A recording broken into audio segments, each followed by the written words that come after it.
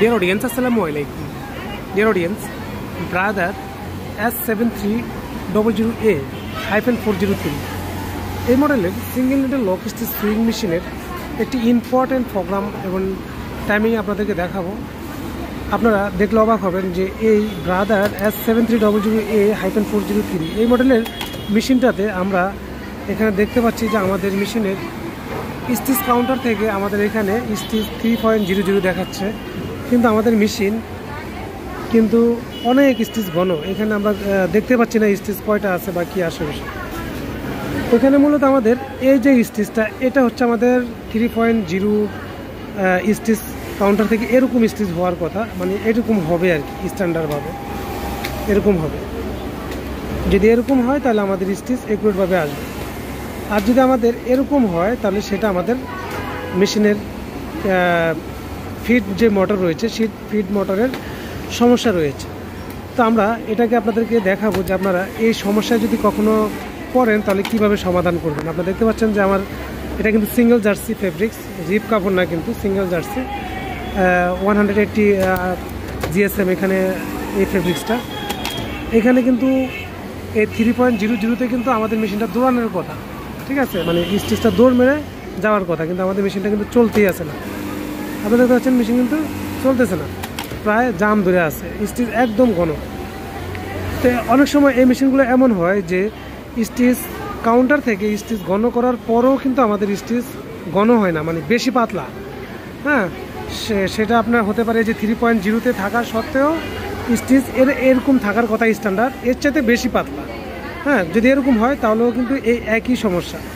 আবার যদি দেখেন যে এই স্টিচ আমাদের স্টিচ কাউন্টার থেকে 3.00 রাখা সত্ত্বেও স্টিচ নর্মালি এমন থাকার কথা, এমন না থেকে আমাদের এই যে এরকম ঘন হয়ে গেছে, যদি এমন হয় তাহলেও কিন্তু সেম সমস্যা। তো এই সমস্যাটা আমরা কিভাবে সমাধান করব সেটা আমি আপনাদেরকে দেখাবো।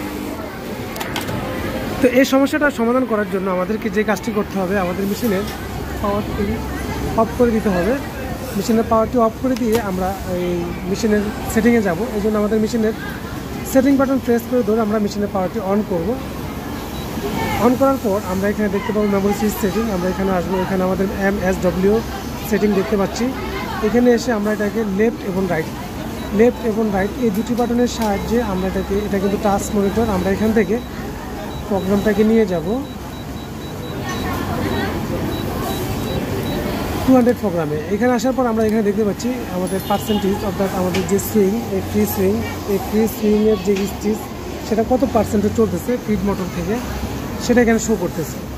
তো আমরা এটাকে এখানে 50% আছে, যার কারণে আমাদের এটা স্টিচটা ঘন হয়ে গেছে। এখানে নর্মালি এমন হওয়ার কথা, কিন্তু এটা ঘন হয়ে গেছে এই 50%-এর কারণে।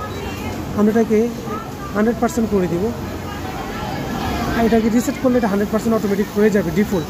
এখন আমরা এটাকে ওকে দিয়ে সেটিং নিয়ে নেব।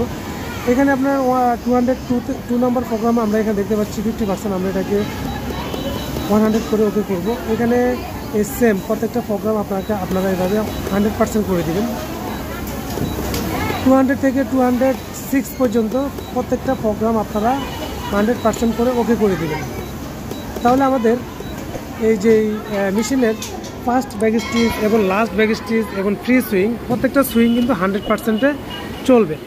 এখন আপনারা দেখুন মেশিনে দৌড় মারতেছে, এটা কিন্তু আমাদের আগের সুইং, অর্থাৎ আগের সুইংটা অনেক ঘন দেখা যাচ্ছে, আপনারা দেখতে পাচ্ছেন। আর এখন যে আমরা 100% করার পরে এই সুইংটা কিন্তু পাতলা হয়ে গেছে, অর্থাৎ আমাদের এই যে আমি বলছিলাম যে এরকম হওয়ার কথা, এরকম হতে হবে। এখন দেখুন আমি এটার পাশ দিয়ে সেলাই করে আপনাদেরকে দেখাচ্ছি। এই দেখুন মিলছে আমার কথার কাজে। এই যে এরকম হওয়ার কথা ছিল, আমি বলছিলাম যে 3.0-তে, যে এখানে 3.0-তে আমাদের স্টিচটা এমন থাকার কথা, এরকম হবে। আমি শুরুতে কিন্তু এটা বলছিলাম, কিন্তু আমাদের হয়েছে এমন ঘন হয়ে গিয়েছিল। এখন আমরা যখন 200 থেকে 206 পর্যন্ত প্রত্যেকটা প্রোগ্রাম 100% করে দিয়েছি, এখন কিন্তু আমাদের স্টিচটা যেমন ডিফল্ট যেমন থাকার কথা সেমন চলে আসছে। তা আপনাদের মেশিনে যদি কখনো স্টিচ এই 3.0-তে থাকা সত্ত্বেও স্টিচ এর চাইতে পাতলা হয়ে যায়, তাহলে আপনারা মনে করবেন ওখানে পার্সেন্ট 200 থেকে 206 পর্যন্ত এই 6টা প্রোগ্রাম আপনারা চেক করবেন যে 100 থেকে আপনাদের বেশি পার্সেন্ট দেওয়া আছে। এটা 50% থেকে 150% পর্যন্ত আপ ডাউন করা যায়। সর্বনিম্ন 50% এবং সর্বোচ্চ ম্যাক্সিমাম 150%। 100-এর বেশি পার্সেন্ট যদি হয় তাহলে এই স্টিচটা এর চাইতেও পাতলা হয়ে যাবে। হ্যাঁ, এখানে 3.00 থাকা সত্ত্বেও এর চাইতে বেশি পাতলা হয়ে যাবে। আর যদি 100%-এর চাইতে কম পার্সেন্ট থাকে তাহলে এর চাইতেও আরও স্টিচ ঘন হয়ে যায়। এটা মাথায় রাখবেন, তাহলে আপনারা এই মেশিনের স্টিচ কাউন্টার নিয়ে আর কোনো বিপদে পড়বেন না বা ঝামেলায় পড়বেন না।